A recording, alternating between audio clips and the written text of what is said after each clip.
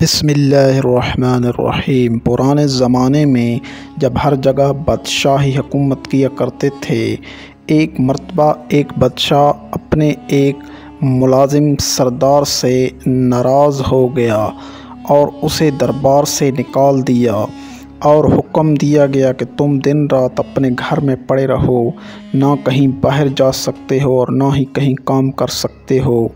یہ بظاہر معمولی حکم تھا، کیونکہ دن رات گھر میں پڑے رہنا، کچھ کام کاج نہ کرنا اور فارغ وقت گزارنا بہت مشکل ہوتا ہے۔ ویسے بھی ایک آدمی ایک ہی جگہ اور ایک قسم کے لوگوں میں رہتے رہتے گھبرا جاتا ہے، اور بہت وحشت ہوتی ہے، وقت کاٹنا دو بھر ہو جاتا ہے۔ چنانچہ اس کے ساتھ بھی ایسا ہی ہوا، وہ سارا دن پڑا رہتا اور کوئی کام نہیں کر سکتا تھا۔ سردار بہت پریشان تھا، کیونکہ اس کے بچوں کے پیٹ بھرنے کا سوال تھا۔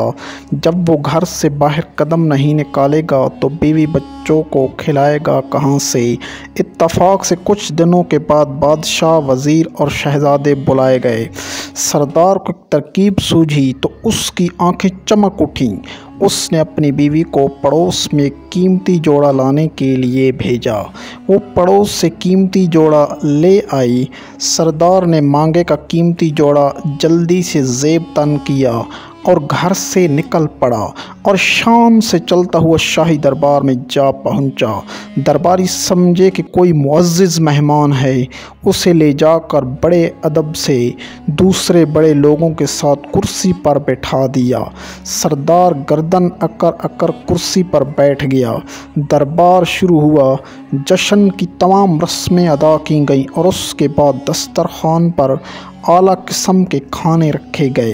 سردار نے بھی ہاتھ بڑھا کر خوب ڈٹ کر کھانا کھایا اور پھر نظر بچا کر بڑی چالاکی سے سونے کی ایک رکابی اپنے لباس میں چھپا لی، اور دربار ختم ہوتے ہی وہاں سے 9 2 11 ہو گیا، اور گھر آ کر بڑے مزے سے سارا واقعہ اپنی بیوی کو سنایا۔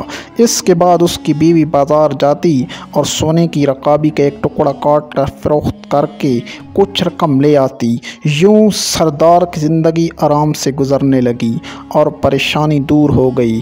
ادھر دربار کے ملازموں نے دیکھا کہ سونے کی ایک رکابی کم نکلی ہے تو بیچارے بہت گھبرائے اور رکابی ڈھونڈنے کے لیے ادھر ادھر دوڑنے لگے۔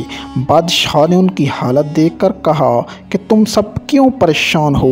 مجھے معلوم ہے کہ سونے کی رکابی غائب ہو گئی اور اب وہ تمہیں نہیں ملے گی۔